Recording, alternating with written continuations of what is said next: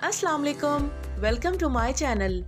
आइए देखते हैं कि आज हमारे किचन में क्या बनने जा रहा है। लेकिन ठहरिए जरा, please don't forget to like, share and subscribe. Thank you. आज हम बनाने जा रहे हैं बहुत ही आसान और मज़ेदार झटपट तैयार होने वाला दम का कीमा, या जिसे बारबेक्यू कीमा भी कहा जाता है। तो आइए शुरुआत करते हैं और बनाते हैं ये एकदम मज़ेदार सा कीमा मुख्तसर से सामान के साथ। तो इसके लिए हमें किन किन चीज़ों की ज़रूरत होगी, आइए आपको बताते हैं। सबसे पहले तो हमें चाहिए ऐसा कीमा जिसमें चिकनाई कम हो।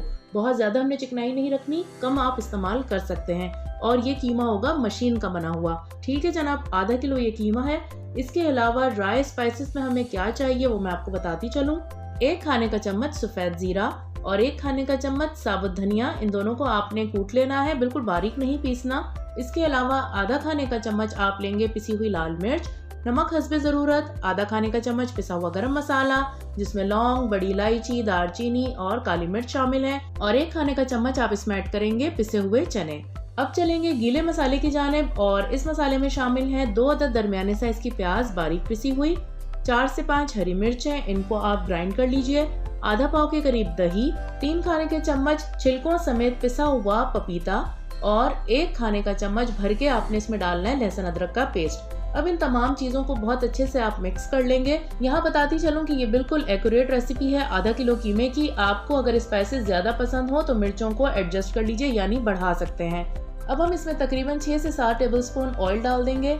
बहुत अच्छा टेक्सचर आता है बनने के बाद। आप तमाम चीज़ों को एक साथ ही मैरिनेट कर दीजिए। दही और प्याज और साथ में ऑयल, ये जो है कीमे को एकदम सेटल कर देंगे। अब आप इसको मैरिनेट कर लीजिए तकरीबन 2 घंटों के लिए। तो 2 घंटे हो चुके हैं। अब हम चलते हैं कुकिंग की जानिब, और बस 1 टेबलस्पून हम इस वक्त डाल रहे हैं पैन में ऑयल, ताकि एकदम से कीमा इसमें डालने के बाद चिपक ना जाए। और मैरिनेशन के बाद आप ये कीमे की सूरत देख सकते हैं। बहुत ही अच्छा एकदम घुला मिला सा ये कीमा होता है, रूखा रूखा सा, और दम पर पकाया जाता है। तो कीमे को हमने इसमें डालने के बाद तेज़ आंच रखनी है 5 मिनट के लिए, ताकि पानी जो है वो छोड़ दे। और पानी जैसे कीमा छोड़ देगा, मीडियम आंच करके हम इसको 20 मिनट के लिए पकाएंगे।